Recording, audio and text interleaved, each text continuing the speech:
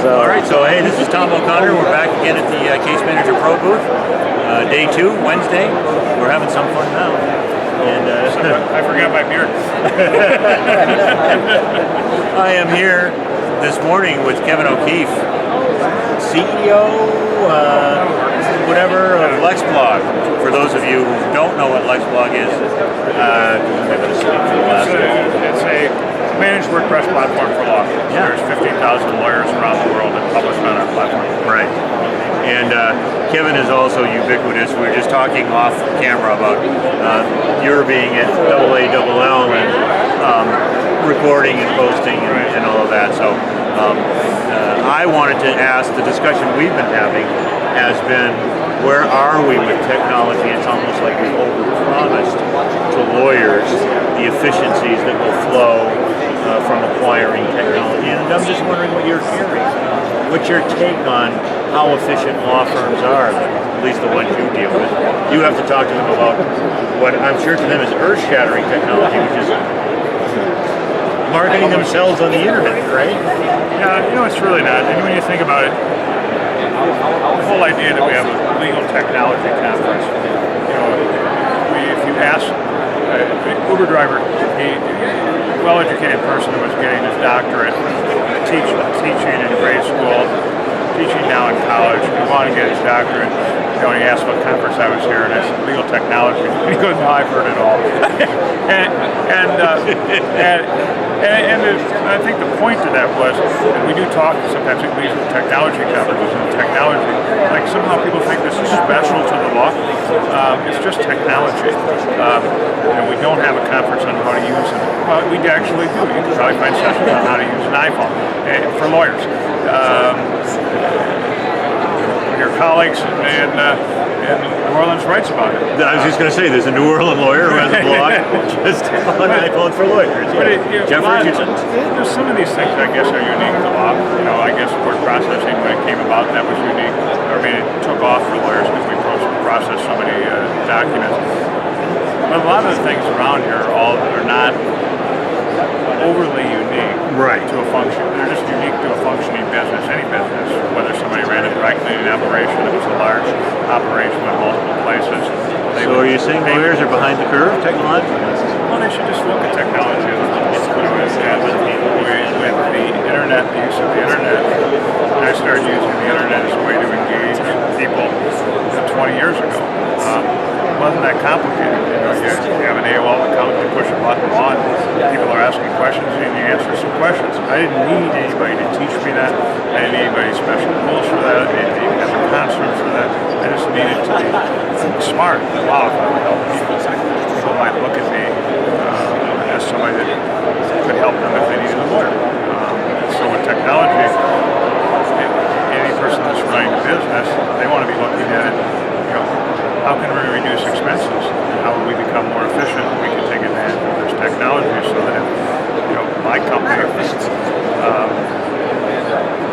our operations people and technology people, they look at systems we can use that can scale, and what are the ones that we can eliminate. So if we're using Salesforce over here, $50,000 to $100,000 a year, wow, and there are other services we can use which are damn near free, and then use our own database system where our users are, it's a way to do that. Wow, that dropped X amount of money. If we update our software, if we update the core software for WordPress, on PHP 7, boy, that runs about 3 times as fast. What does that do to our hosting costs?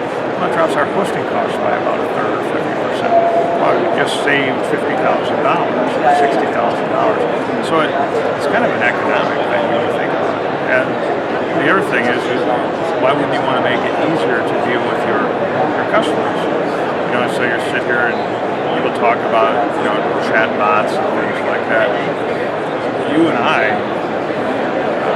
we wouldn't think of let's say a person-to-person chat before a chat bot as the number one thing we would want to get into for getting information. But after you think about it, you say, maybe so. Do I really want to call an airline?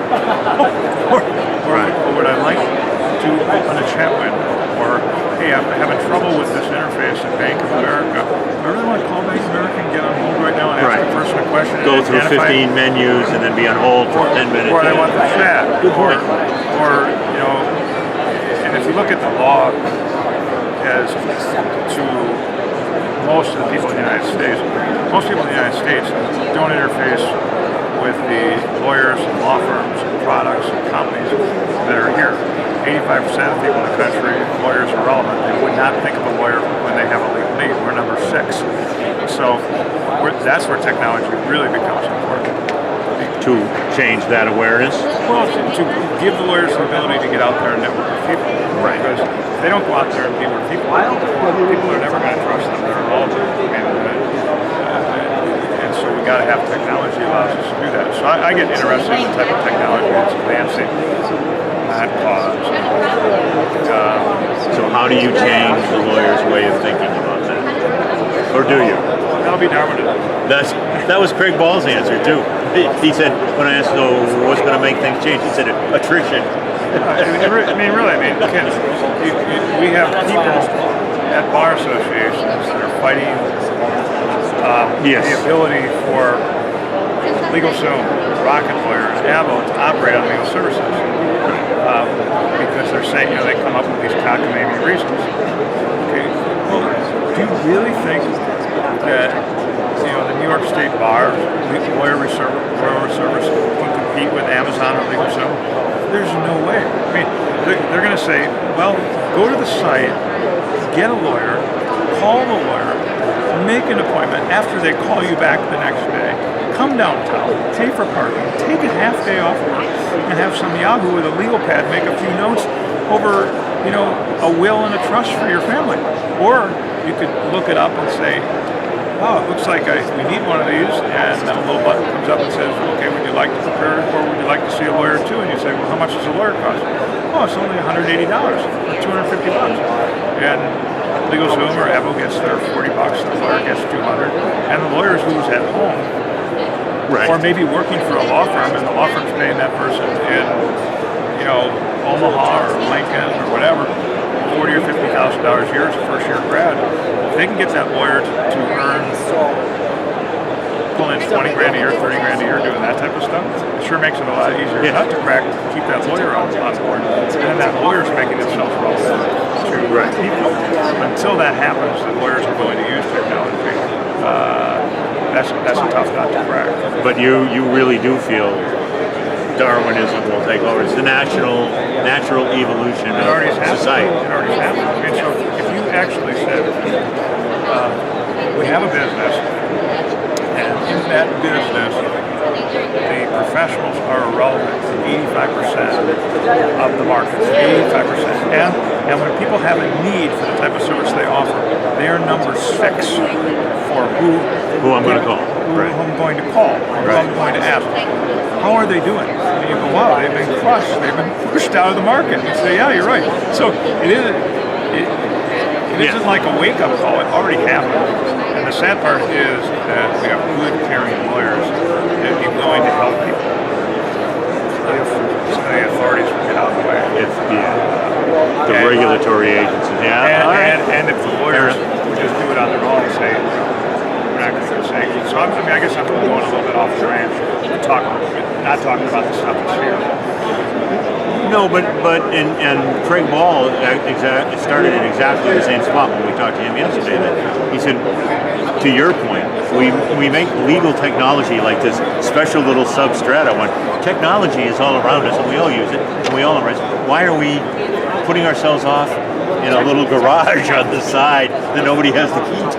And the other thing you have is, how can any firm assimilate all the things that are here? That's impossible.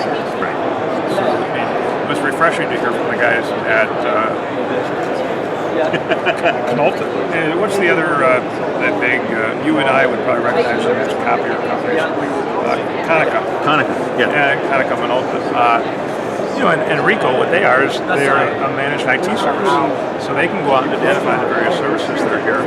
Right. And they make their money by servicing by for IT firms. They put together the service and get it out. Right. That's interesting because how can a lawyer or even an IT person in a law firm figure that out? Keep it all. Great. Kevin, sound good? Yeah. You know, you and I could sit here and talk about this for a couple of hours. You know, there's no beer, there's no brats, there's no, you know, there's no football on the screen. All the important things in life. Right?